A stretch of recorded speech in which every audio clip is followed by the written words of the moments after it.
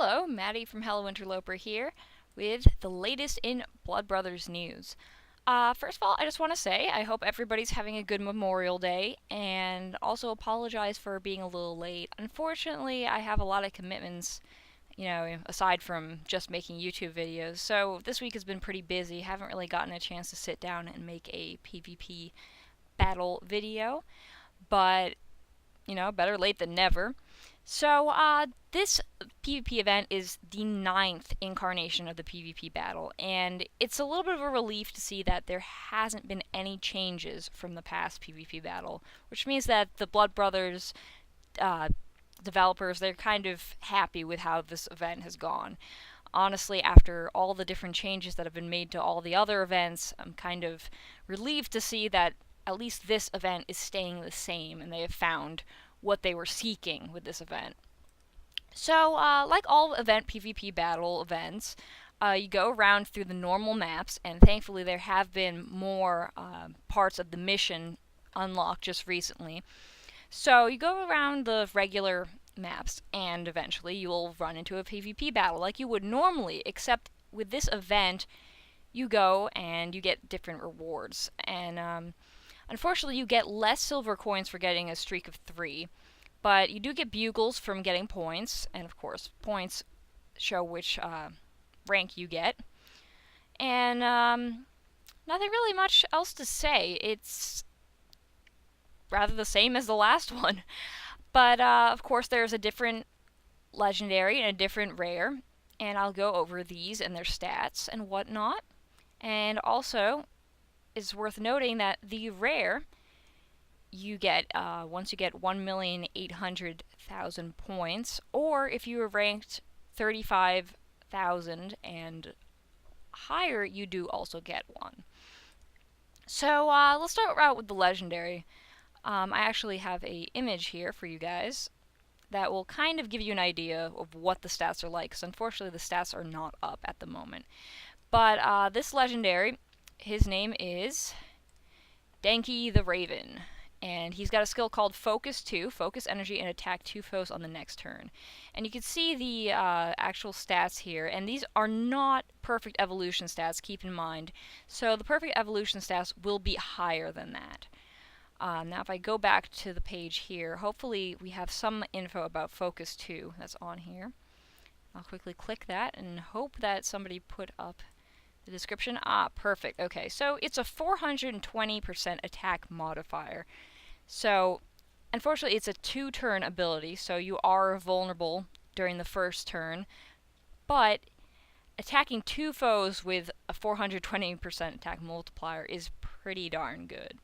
The probability is 30% when the skill level is completely maxed, so it should be a rather interesting legendary. Let's check to see if the stats are up.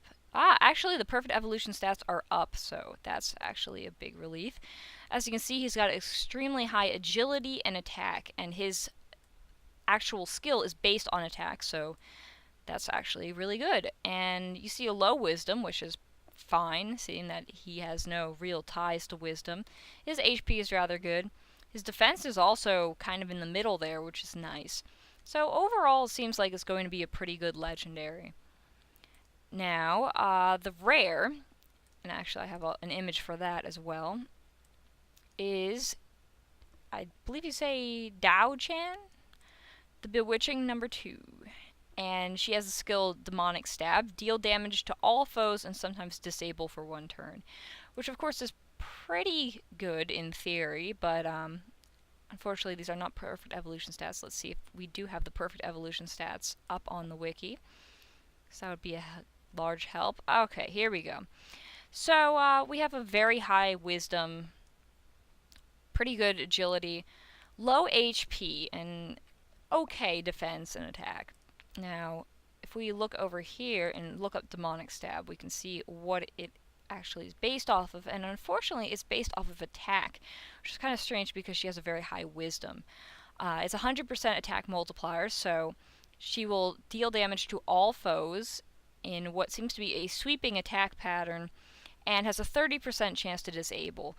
Disable means that they won't be able to do anything the next round, so that's rather useful, but it's just very strange that her stats are very focused towards wisdom rather than attack. Her attack is only about 12.5k. Whoa, why do we scroll down there? 12.5k, while her wisdom is at 14k. So it's rather puzzling. Um, she's really not all that amazing because of these stat disparity thing here. But I guess we're just going to have to wait and see how desirable she is afterwards. Of course, there's going to be a lot in the market because the top 35,000 get one of these, but also the fact that you can get her from points. So, it's honestly all up in the air. We don't know. But if you are looking for her for your team, do not buy immediately after the event. At least the first day after the event, when everything is available in the bazaar, prices tend to be a little bit overinflated because everybody's rushing to sell. If you want to sell, that's a great idea because prices will be high, you'll get more bang for your buck. But if you were to buy, it's usually good to wait maybe 2-3 days for all the hype to go down, and you can tend to get these things for a lot cheaper because people maybe didn't sell it the first day because they put the price too high, and now they just want to get rid of it from their inventory. So you tend to get some pretty good deals. Of course, prices sometimes continue to drop, or sometimes they never really do drop. Montu, I don't really remember what he was when he first came out, but he's pretty steady, which was, kind of unfortunate for me because I was kind of low on Gjallarhorns, and I still am trying to build a full 8 perfect evolution Montu, but unfortunately I'm short just one, and it's kind of hard to get Gjallarhorns now off of just plain regular familiars, because you really just can't get even one Gjallarhorn for some of the lowest familiars. The bazaar is kind of all around here, and sometimes I can't even get one Mandrake for something like Gene Knight Templar or something like that, or Knight Devout, whatever. It's rather disappointing, but unfortunately I don't think we're going to see the bazaar evening out per se. So for the time being, if you have something that just will not sell for Gjallarhorns or Mandrakes, don't just, use it for fusing or, Blood Brothers, whatever. Don't get rid of it like that. At least sell it for a couple crystals, some elixirs if you're really low on them, because that's going to definitely help out in the Special Dungeons event. Just don't throw away your rares that can't be sold for Gjallarhorns, because you're kind of going to regret it later. Thankfully, I have been able to sell some of these rares that won't even sell for Gjallarhorns or Mandrakes for up to 3 crystals, which is kind of nice because crystals do boost your familiar's abilities.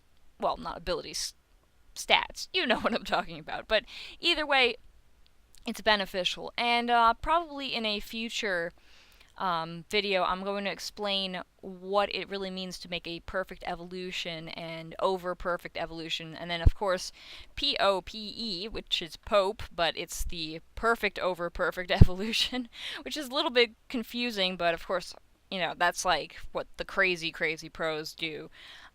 Not saying that if you make one you are crazy, but it sure takes a lot out of you to create a completely perfect evolution. So anyway, good luck to everybody. Hope you all have a good Memorial Day. Until next time.